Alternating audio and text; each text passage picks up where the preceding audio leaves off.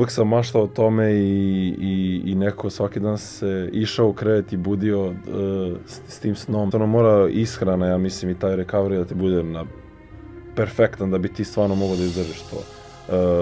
Ja, eto, koji igram 25 minuta u proseku, mogu zamislim kako je ljudima koji igraju 35-40 minuta u proseku, to su nerealni napori, vrhunski. Mislim, barem... Tad je bio Đoković, ja mislim da je igrao finale. Vrhunski ljudi koji su išli na Đokovića. Ja, eto, igram slučaja, se razbolim, pa onda idemo, već se kalkuliše, idemo na Amere. Znači, već nekako nama je u glavi, okej, osmina finala, mi vjerojatno idemo kući. Dobar dan, poštovani gledalci, dobrodošli u prvu epizodu druge sezone Svišcast podcasta. Hvala vam za sve što ste za mene i za celu organizaciju radili u prvoj sezoni. Sa nama je danas 22-godišnji košarkaš Miami Heata i čovek koji brani boje reprezentacije Srbije, Nikola Jović. Nikola, kako si? Super. Hvala Dimitrije, samo što sam ovako ugostio i veliko mi je zadovoljstvo da eto, ja započinjem tu drugu sezonu. I baš me je drago se uklopili i da smo danas ovdje.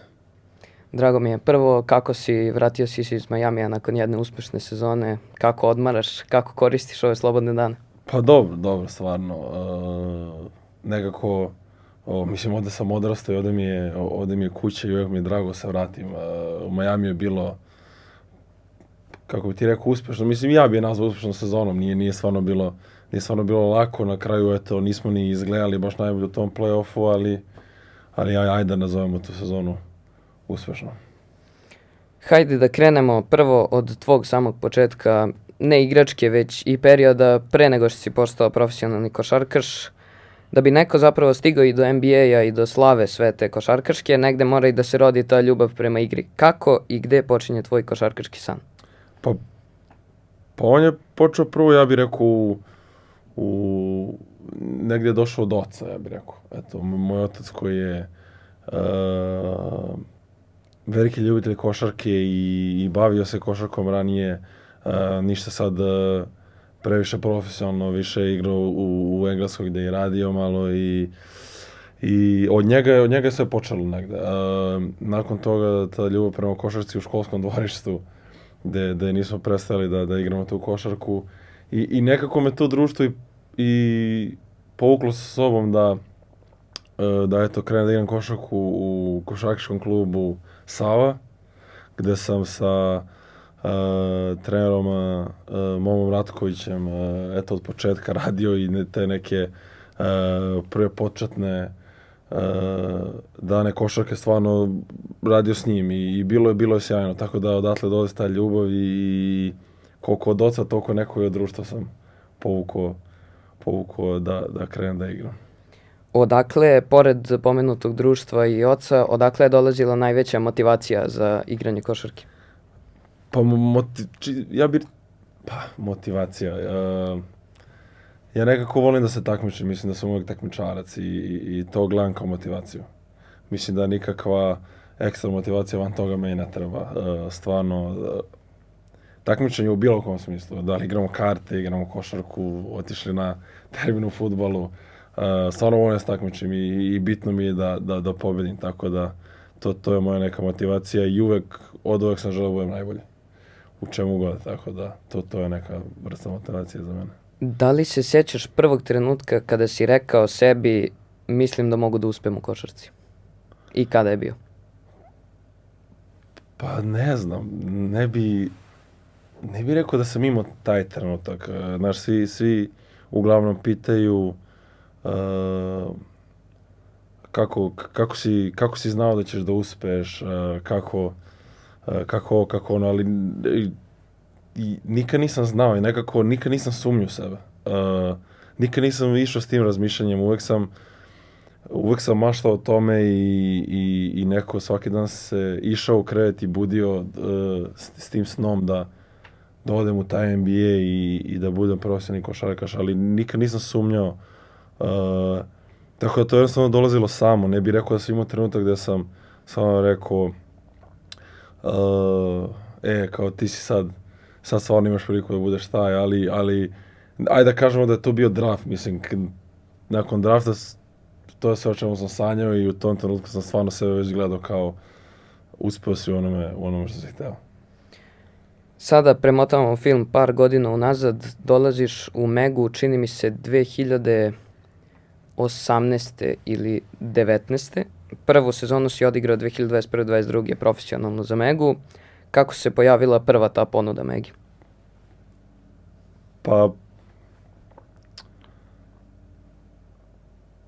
Pa ja sam iz Save došao direktno u Megu.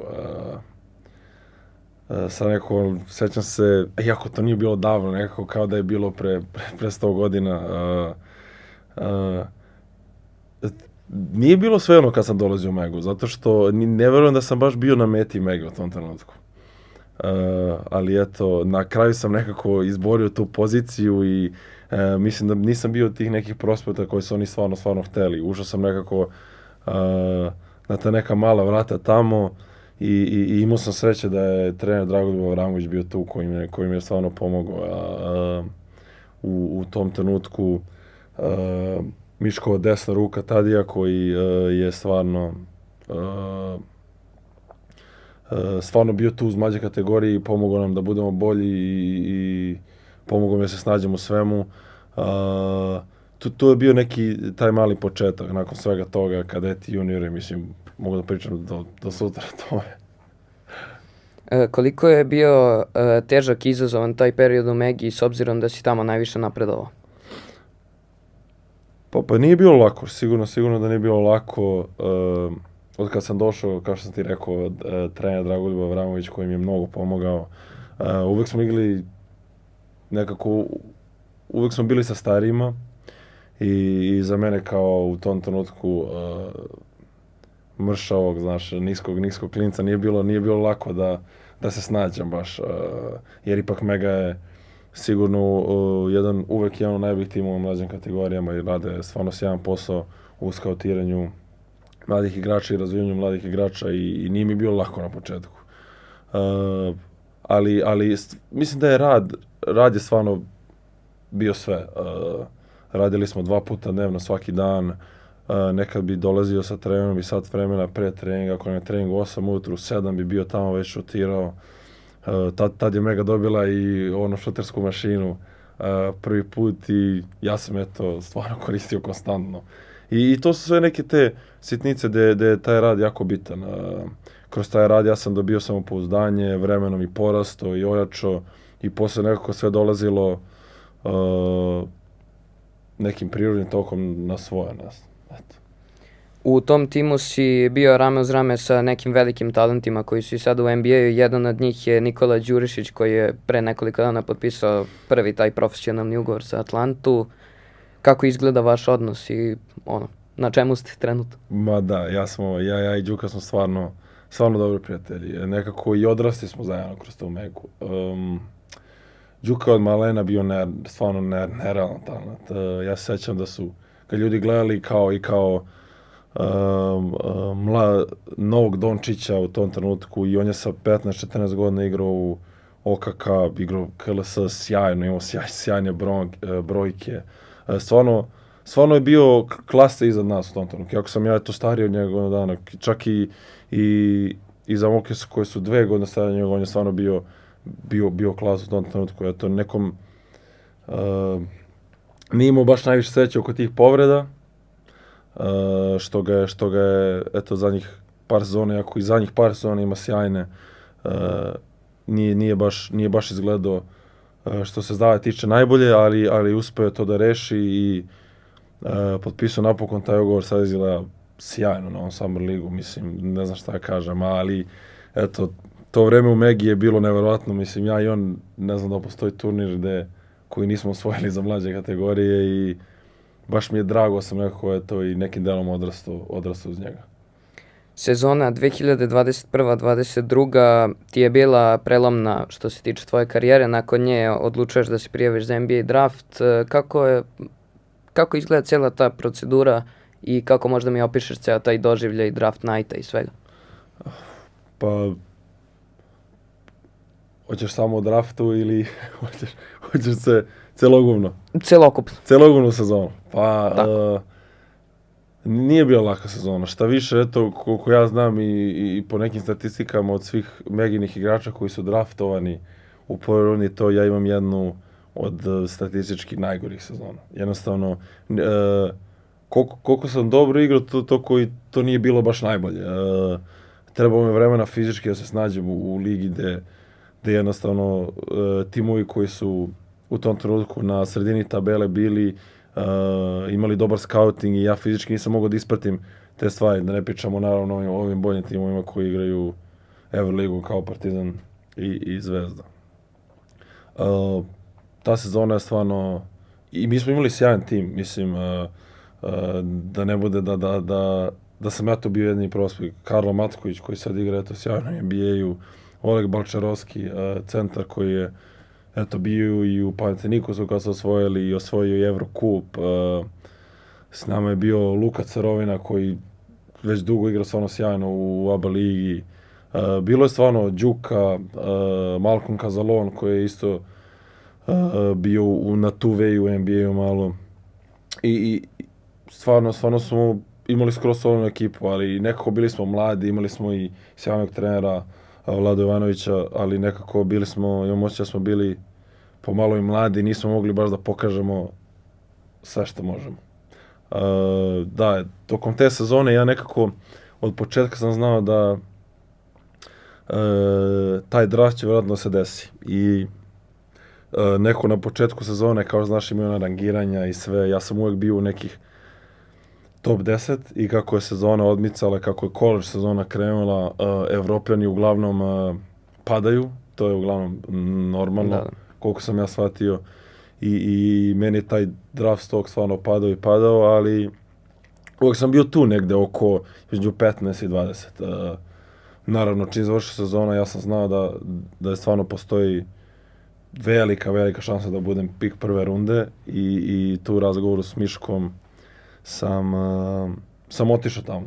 Bio na tim pripremama, radio treninge sa par timova, bio tamo mjesec dana, onda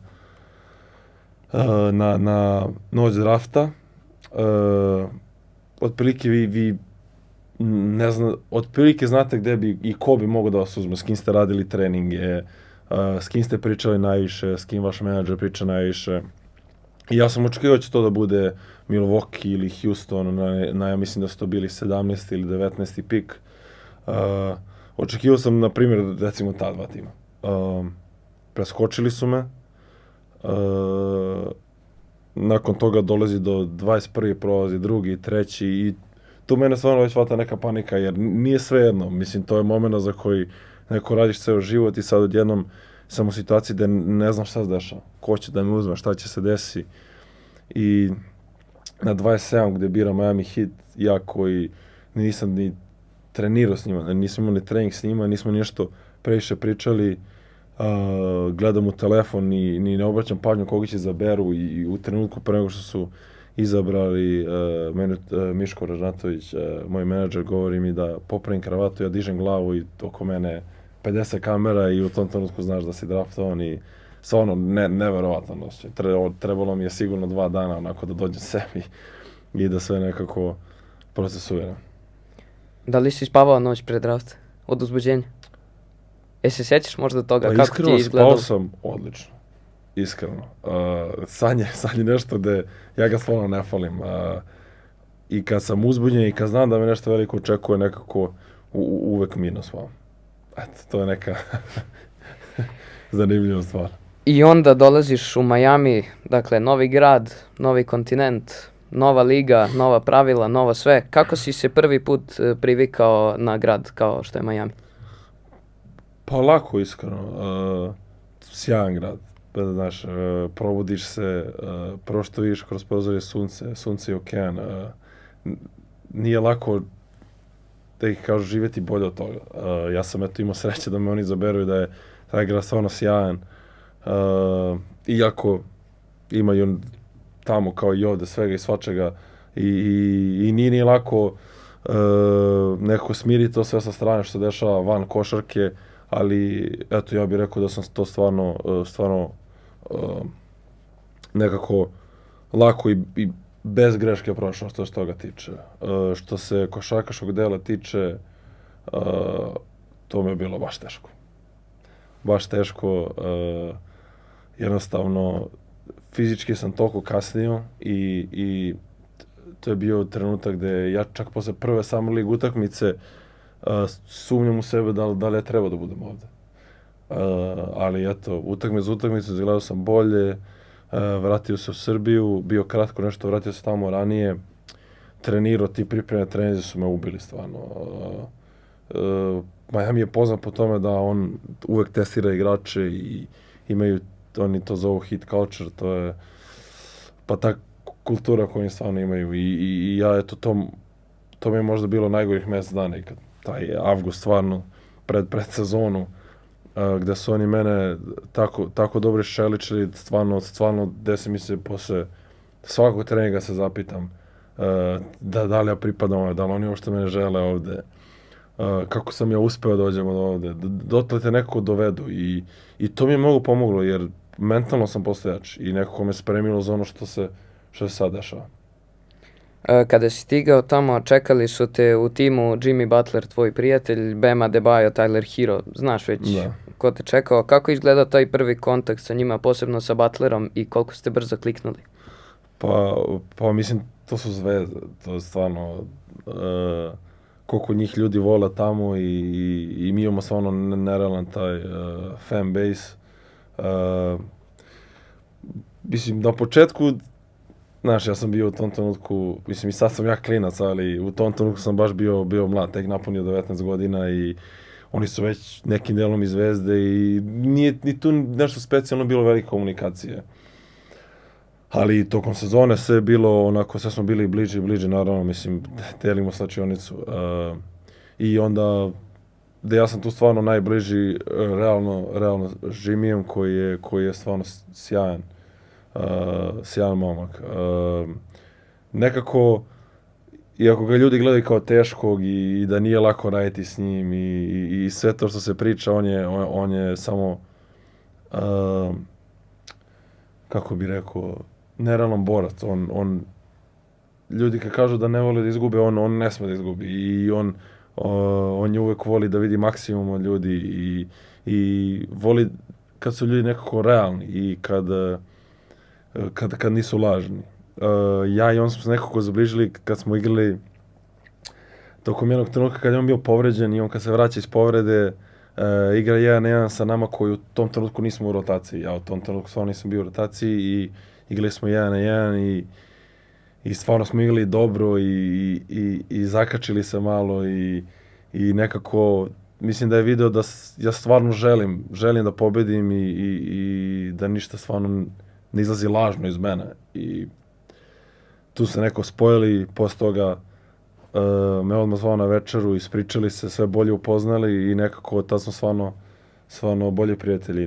Ne bih rekao da imam puno boljih prijatelja tamo od njega, stvarno. I iskrenih, koji mi stvarno žele dobro. Jel planiraš da ga dovedeš u Srbiju možda?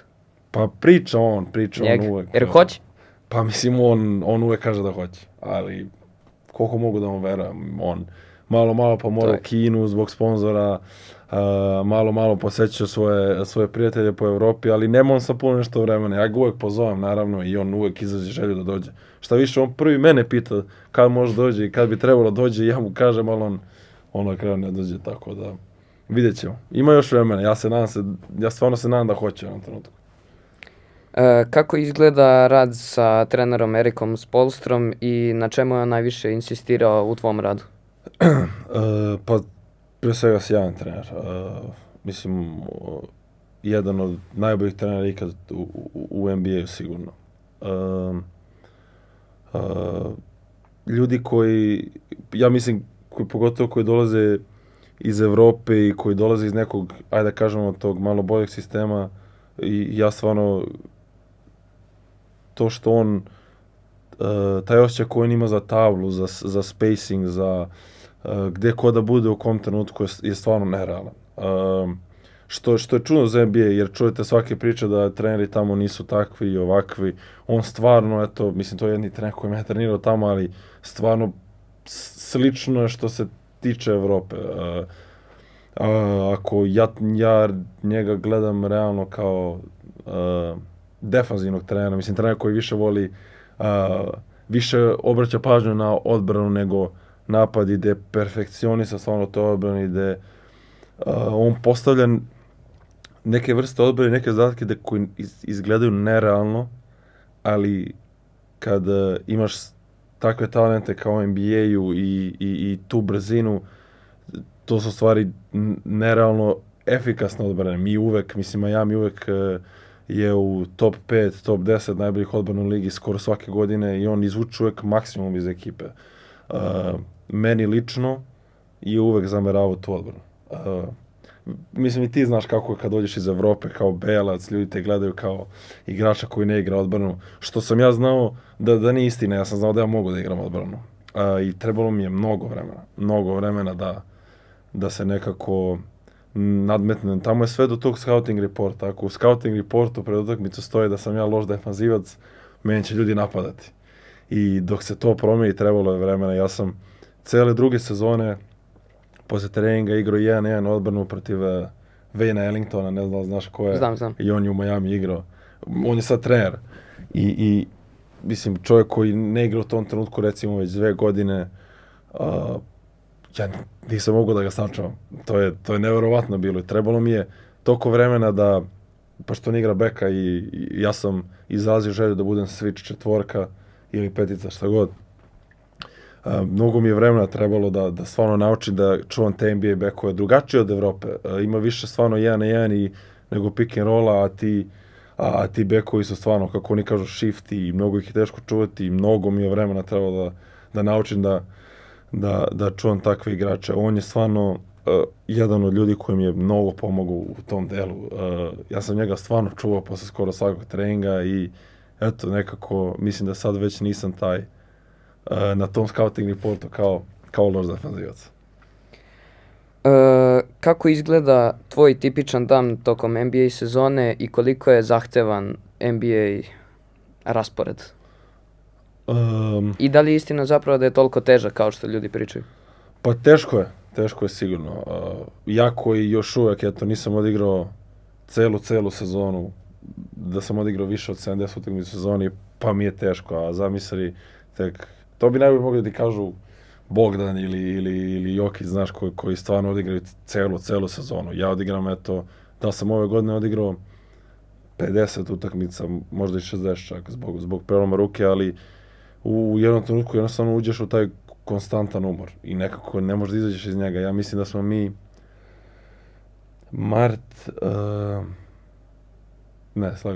februar i mart u celom mesecu ni u jednom trenutku nismo imali, ne u februar je All-Star, ali posle All-Star breaka do kraja sezone, recimo 2 meseca, ni u jednom trenutku nismo imali između utakmica 2 dana odmora. Znači svaki dan je bilo utakmica, odmor.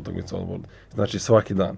I ti uđeš stvarno u taj ritam, konstantno si u tome, jednostavno mora ishrana, ja mislim, i taj recovery da ti bude perfektan da bi ti stvarno mogao da izdržiš to. Ja, koji igram 25 minuta u proseku, mogu zamislim kako je ljudima koji igraju 35-40 minuta u proseku, to su nerealni napori i što ja kažem, ja nisam razumeo Nikolu koji je pre propuštao reprezentaciju, kako sam počeo da igram u NBA-u, totalno mi je bilo jasno, jednostavno telo ti ne dozvoljava da nastaviš i ja mislim da i telu samo bude previše i sigurno i mentalno ti bude previše da igraš. Tako da što se tiče tih rasporeda utakmica, to tako izgleda uglavnom. Ko je najteži igrač protiv koga si igrao da te čuva, a koji je najteži napadač protiv koga si igrao? Ima ih dosta. Ima ih stvarno dosta.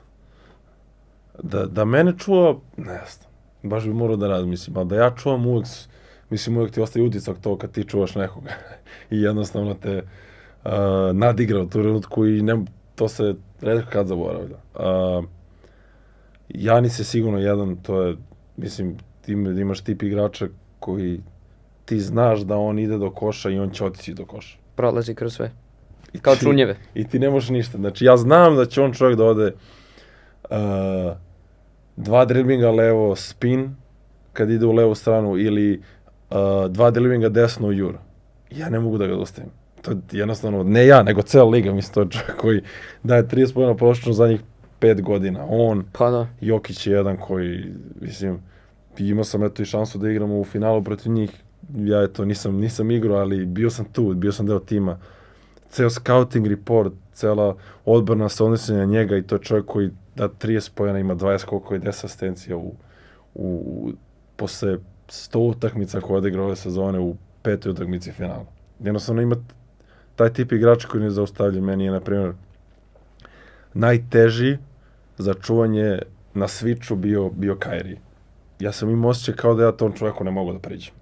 Ja kako mu priđem, on je metar od mene. Ja kako opet krenem ka njemu, on je da drugih 2 metra od mene. I jednostavno ne hvataju se. Ima mnogo igrača, ali to su neki igrači koji meni su stvarno ostavili neki nerealan utisak. Kevin Durant. Čovjek kom ne smeš daš da primi loptu. Ako je primi, to je... Da, je koš. Tako, ima stvarno nerealnih igrača. Pomenuo si da si bio u finalu, ali nisi igrao dobro. Ali sad, kako si doživeo tu organizaciju, kako to sve izgleda i kako si doživeo zapravo da kažeš da možeš da dobiješ prst? Taj doživljaj, kako ti izgleda? Nekako je mnogo brzo prošlo. Ta prva sezona je baš brzo prošla. Bilo je sjajno, mislim. Kroz ceo taj playoff mi smo imali taj underdog story, bilo je nerealno. Baš mi je drago da je tako bilo. Nekako smo se i kao tim skupili i zato smo igrali tako dobro. Denver je igrao nerealno. Mislim da stvarno niko nije bio na njihovom nivou u tom trenutku. Da, možda smo mi bili umorni, jer iako smo vodili Boston 3-0, igrali smo 7. utakmicu, oni su nas stigli i onda uvek ima tih priča. Ko zna šta je bilo da smo završili 4-0, da smo imali 2 nedelje više odmora, da smo bili umorni, jesmo, da smo bili da je pola ekipe bilo povređeno, jeste, ali Denver je stvarno pokazao na kom su nivou te sezone. I ja nisam video, mislim da te oni dovedu do dela gde ti ne vidiš način kako da pobediš njih.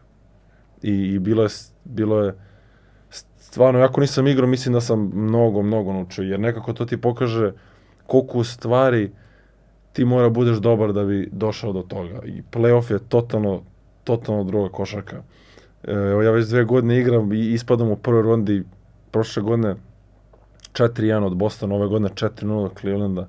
Boston prošle godine osvojio Cleveland, ove godine, eto, kiksnu u toj drugoj rundi, ali 2 sjajne ekipe i stvarno ti to pokaže koliko je drugačija košarka u tom play-offu i koliko dobar mora da budeš da bi otišao na taj drugi nivo. Sada bih hvala da popričamo o reprezentaciji Srbije i koliko ti je prvo značilo i koliko ti je zvučalo nerealno da igraš za reprezentaciju. Baš mi je bilo nerealno. Baš nerealno. Igrao sam te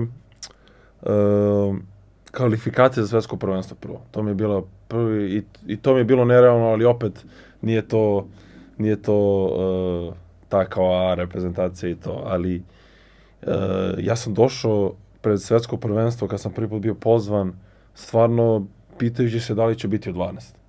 Ja na kraju sam nekako završio u petorci i igru konstantno do ove petorci, ali stvarno sve o čemu sam nekako sanjao i maštao, pored tog NBA ta reprezentacija. Neko koga sam ja od uvek pratio, Miloš Todosić, koji je meni jedan od omiljenih igrača i jedan od ljudi zbog koga i toliko i volim reprezentaciju. Sad, mnogo mi je bilo žao što nikad nisam mogao da igram s njim. Igrao sam i taj prozor, ali tu jednu utakmicu on igrao, ja nisam bio na terenu. Tako da to mi je baš žao, ali i stvarno obući taj dres, pa ne znam kako da opišem to, kad stvarno pred utakmicu i himna i naši navijači, uvek se naježim i stvarno nerealan, ja to gledam kao nerealan uspeh, igrati i braniti boje naše zemlje. Koliko je selektor Svetislav Pešić uticao na tvoj razvoj i kako je uticao njegov poziv za tebe za reprezentaciju u Manili? Svetislav Pešić, neko ko je meni stvarno puno pomogao, kao što sam rekao, i dao šansu i to je ono što sam ja tražio u tom trenutku. Sjajan trener i neko ko je napravio vrhunsku hemiju. Nije bilo lako na početku i ljudi sad pričaju i znaju oko tih dugih sastanaka i tih dugih, nazovimo dugih treninga, ali to je sve što je relativno normalno. Možda ne sad jer se vremena menjaju pa je sve pomalo kraće ti sastanci i to, ali i to je taj deo gdje nas nekako spoju jedno, jednostavno sve smo prolazili zajedno. Ali opet kažem, stvarno sjajan trener, sigurno legenda naše košarke i ja sam pre toga, to je moja prva sezona bila u NBA-u, nisam igrao i dolazim u reprezentaciju gdje sigurno niko nema puno očekivanja. Ja sam izgledao stvarno dobro na tim pripremama. Mislim, i ja barem tako mislim. I mislim da sam tu i zadobio to mesto startera i sve te minute. Nekako, mnogo mi je drago što je selektor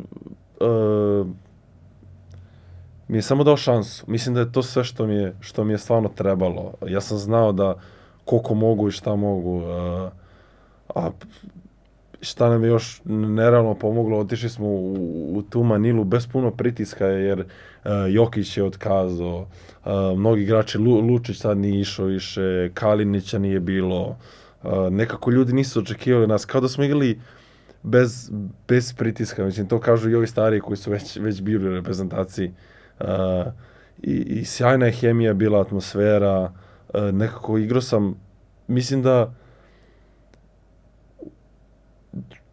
ne znam da li sam ikada uživao u košarci ko tada, u tom trenutku. Nisam puno razmišljao, bio sam najmlađi, mnogo mi je bilo drago što su me neko momci prisvojili, nekako igrali smo svi kao jedan i mislim da to tako izgledalo i baš mi je drago eto da je to neko moje prvo iskustvo s reprezentacijom, jer sad svaki put kad dobijem poziv i kad se spomene reprezentacija, prvo pomislim na to. Cijela ta priča iz Manile, Filipina, zvuči bukvalno kao jedan dobar onaj sportski film u uspesima nekim. Montevideo. Da.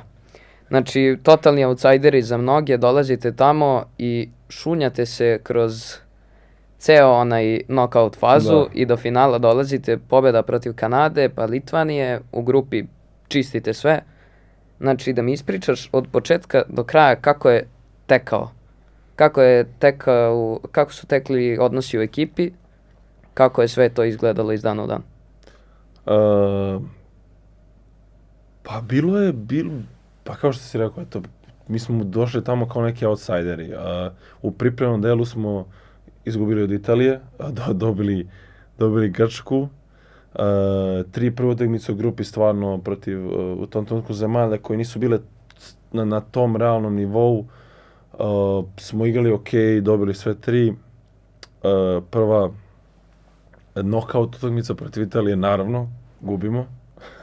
Mislim da je to posle onog evropskog gde smo stvarno kiksnuli, sad ljudi nisu ni toliko očekivali niti pratili i mi smo opet izgubili, ali ne, baš nam nije bilo lako. Skupili smo se posle te utakmice, ja sećam u sobi, svi su skoro bili.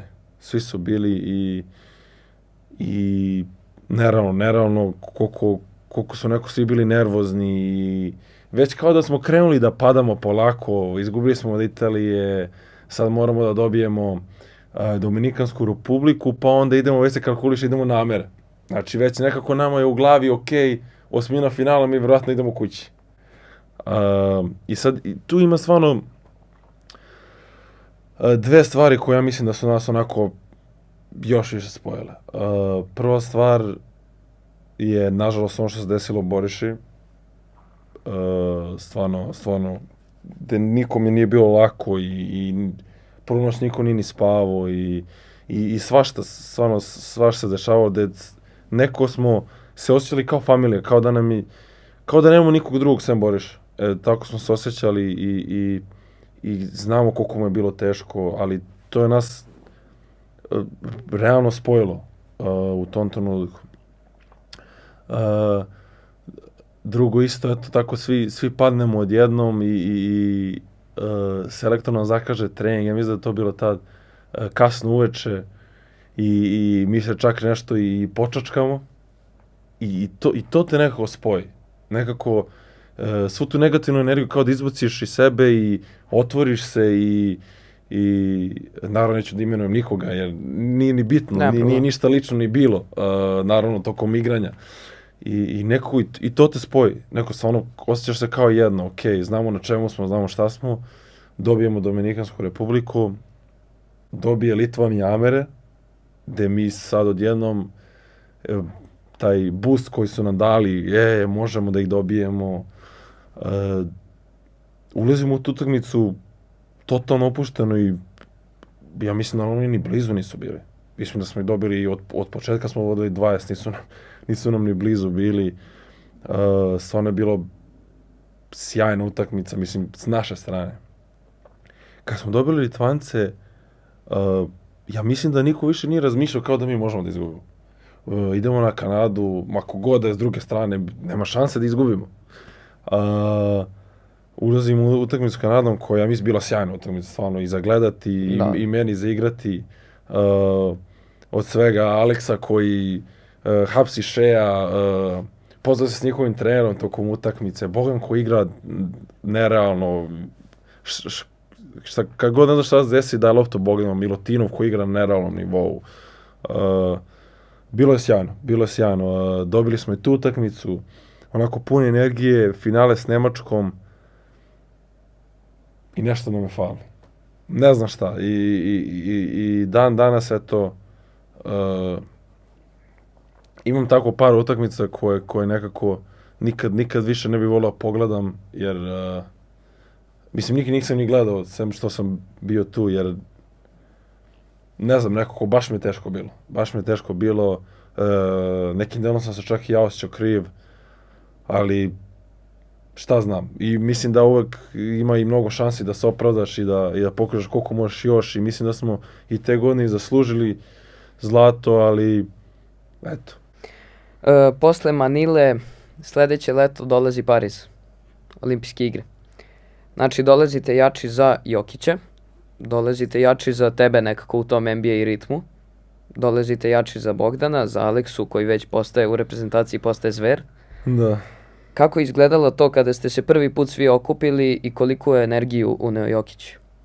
Pa energiju i nadu nekako u tim. Pritom došao i Vasa tad tu. Stvarno sad imaš jednog od najboljih pleva u Evropi, ako ne i najboljeg, i najboljeg igrača na svetu. To je veliki upgrade. Ja sam eto bio u totalnom minusu zbog povrede i tamo sam se i razboleo, ali iako nisam bio puno oko ekipe od početka, ja znam kako su oni trenirali, bio sam na treninzima i gledao i energija. I opet stvarno, Vasa i Joka koji su došli i kao da su bili tu s nama i na svetskom, mislim, bili su tu bili su na evropskom, kad su gubili Italije, preskočili su to svetsko prvenstvo, došli su opet na olimpijadu, stvarno, mislim, niko ih nije gledao kao outsidere, kao što nam ne treba, mislim, dva stvarno vrhunska igrača. Pa nekako ista priča, stvarno, hemija je nešto što nama sigurno pomaže mnogo. I što nam pomaže da izgledamo bolje. Sjajan turnir olimpijade, mislim, šta mogu da kažem. Da li uopšte spominjate utakmicu protiv Amera, gde ja se sećam, mi smo toliko dobro igrali da kad smo izgubili, nekako ni ne bude ti žao, jer dao si sve od sebe. Da li si mogao bolje, ne znam, iskreno, da smo igrali još 5 puta, da li bi to moglo bolje da izgleda. Stvarno, sjajna utakmica, ja mislim, ako ne i najbolja utakmica ikada, bukvalno, protiv onakvog tima Amerike, ne znam šta bih rekao sam toga. Ništa loše, nemam u pamćenju, to je jedna stvarno nerealna utakmica. Sjećam se da ste nakon grupne faze, kad ste završili iz Lila, kad ste prešli u Pariz, kako ste proveli sjećam se da li ste 1 ili 2 slobodna dana imali? Kako ste proveli to? Vrhunski, mislim barem... Tad je bio Đoković, ja mislim da je igrao finale. Vrhunski ljudi koji su išli na Đokovića. Ja, eto, igrom slučaja se razbolim i stručni štab i ljudi mi nisu dozvolili da idem i nekako sebi to nikad neću prostiti. Mislim, šalim se, hoću, naravno, ali da sam imao šansu i da sam mogao da idem da gledam i ne odem. Ok, nisam se ni pitao tu mnogo, ali nekako znao sam da sam tu i sad pola ekipe je već otišlo. Ja ne mogu da idem. Šansa je jedna tad bila. Kad ću opet da gledam našeg najboljeg sportista ikada na finalu olimpijade, jedina medalja koja mu je falila. Jedina koja mu je falila. I tako da to mi je to nešto što mi je bilo mnogo žao. I eto, na kraju tog prvenstva ste osvojili bronzanu medalju. Koliko vam je to značilo i kako je izgledala ona proslava posle Nemačke? Da mi taj dan prepričaš. Pa, mislim, utakmica rano, stvarno, nerealan termin. Ja mislim da je bila 11 ujutro, ili 1. Ne mogu sad... 11-12, tako? Tako nešto. Pokazali smo klasu. Mislim da se tu vidjelo stvarno sad razlika imati Nikolu Jokića i Vasu i nemati. Mislim da se Nemci ništa nisu pitali u tom trenutku. Ok, bili su oni blizu i izgledali utakmica dobro, ali nekako tokom cijele utakmice smo stvarno pokazali da smo bolja ekipa. Dobili, sad će čovjek da radi od 1 do utakmice za prvo mjesto, mislim čak u 9 bilo. Da. Ili u 7. Ali mislim da je u 9 bilo da bi u Americi bilo ljudima lakše da gledaju. Da. I lokal, pa možda 100 metara od našeg hotela. Otvoren neki polukafić, restoran. Ja mislim da je Bogdanova sestra dovela naš bend i naše ljude. Ona se organizovala da sve stave stolove, da hrana, piće, sve je organizovalo. Ne znam kako uspela da organizuje sve u sat vremena, ali sve je bilo top, stvarno sve je bilo top, bilo je vrhunski nekako.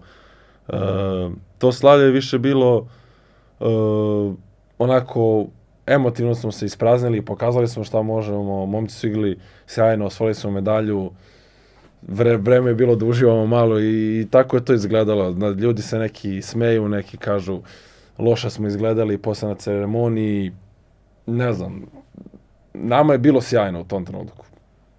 Da li je bilo glupo ili nije, da loše izgledalo, nije, ne znam, ali nama je stvarno bilo sjajno. Imaš li možda neku anegdotu vezano za olimpijske igre da ispričaš? Anegdotu sad, neku specijalnu? Neki moment koji ti je ostao u pamćenju?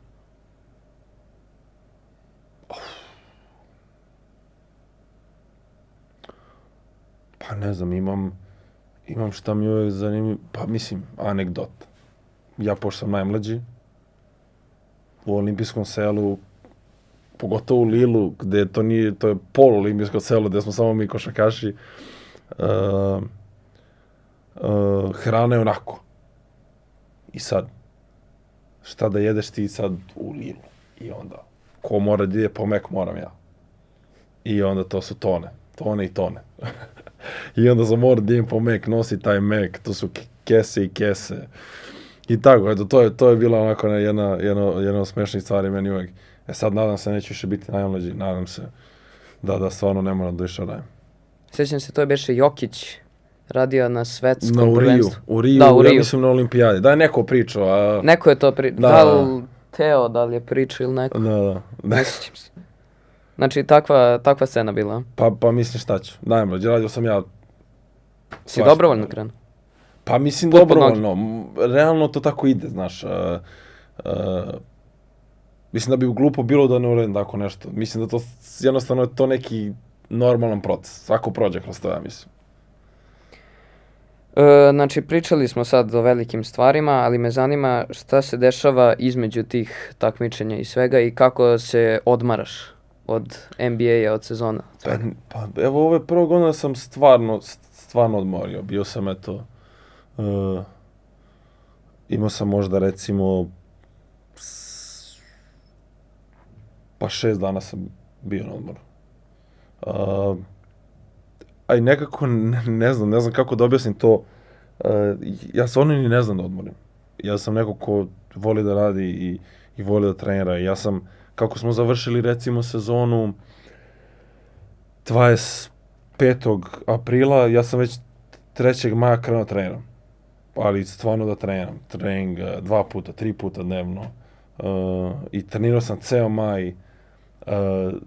Od 1. do 20. juna uzeo 7 dana odmor i od jula opet treniram. Tako da, ne znam, eto sledeća godina nema nikakvih turnira, pa se nadam da ću imati više vremena, neko dopusti sebe, neko da odmorim. Još uvijek sam mlad i mislim da imam mnogo da radim i nekako ne želim da mi prođu sad ove godine i da gledam kao da nisam uspio iskoristiti taj svoj talenat ili da nisam radio dovoljno i da mi to bude nekako žao, tako da, eto, za sad samo radim.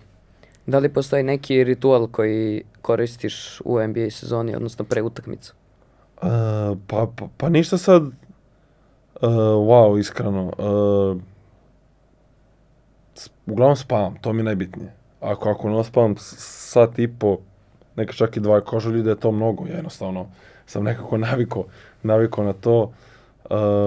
To mi je neki ritual. Posle toga u hali što uradim, iskreno, volim nekada popričam s ocem ili majkom pred utakmicu i to bi bilo to. Da li imaš neki hobi, nešto što voliš da se baviš tim van terena? Pa ništa specijalno. Igrice su jedna stvar i imam mnogo slobodnog vremena što je valjda i normalno, a u zadnje vreme padel. Padel stvarno vrhunska stvar. Mislim, ne znam, ne mogu ni puno da igram tokom sezone jer nemam vremena a i nije baš najlakše, ali nekako sport gde ti ni fizički sad ne mora da budeš nešto specijalno u nekom treningu da bi igrao dobro. Zato volim da ga igram. Možda igraš sa svima. Možda ga igraš i sa starijima i sa mlađima i žene igraju pred tebe, igraju bolje. Tako nebitna je ta fizička sprema. Pa nebitna. Bitna je, ali ne toliko sad. Samo je nekako što više tih termina odigraš, sve si bolje. Tako da to nekako volim u zadnje vreme. Jesi li imao možda neki čudan susret sa fanovima, bilo u dresu Majamija ili reprezentacije? A bilo je svega i svačega i ovde i tamo. Ali tamo su stvarno kulturni navijači. Ja još nijednom nisam imao neku sad specijalno neprednu scenu. Potpisio sam svašta, tablete, ljudi koji su ošli na nulu, glavu potpišem, svašta je bilo. Ljudi su tražili potpise naš, pa su tetovirali. Bilo je svačega, ali sad neku neprednu scenu iskreno ne. I to mi je baš drago, nas će ostati tako, jer stvarno gledam ljude u Majamiju kao ne puno napadne. Ove godine, tačnije ovo leto, Miami je valjda bio konkurent da trejduje za Duranta i da li je istina da nisu hteli da se odreknu tebe i Hokeza? Ne znam da se tako kaže. Da. Pa znaš kako to... Da li ti si upoznat sa tim uopšte ili to... Jesam. Iskreno... Pa mislim... Bilo je čudno, znaš. Na kraju svega, od početka ću nekako ti ispričam, lakše mi je tako. To počnu ti oni, to zove rumors i znaš kako to ide, izlazi, neko ima jednu informaciju, neko drugu, sad kome da veruješ, ni ja medijama ne verujem, niti šta pročitam na Twitteru ne verujem previše ili na Instagramu, šta god. Ali u nekom kontaktu sa menadžerima gde su mi oni javili da postoji mogućnost i da nije lažno da su timovi u priči, nije mi bilo svejedno. Mislim, pričamo o jednom od najboljih igrača sveta. Ikada. Kevinu Durantu, gde sad, ti dovodiš najboljih igrača sveta, sad treba dati mene ili koga god, znaš, nije bilo ko u pitanju. Nijednog trenutka nisam sad da mi nije bilo sve jedno. Mislim, naravno, hteo sam da ostanem jer to je i grad u kome sam počeo, nisu me draftovali nekako. Sad stvarno gledam sve ljude tamo kao deo familije, to mi je sad realno i druga kuća. Ali nije bilo svejedno. I onda, eto, nakon toga nije došao kod nas, ali niko nikad mi nije prišao i rekao zbog toga i toga. To je nešto što je izašlo na Instagramu ili Twitteru, ali meni niti agent, niti ljudi iz Majamija, niko nije zvanično rekao zbog toga ti nisi tradan ili zbog toga si tradan, što je nešto u NBA što je valjda normalno. Tako da postojala je mogućnost sigurno, ali eto, na kraju se nije desila. Da li mi je drago? Naravno da mi je drago to što sam ostao u timu koji me je draftao. I evo, za sam kraj ove emisije, koji ti je do sada najdraži moment u karijeri koji ćeš da pamtiš?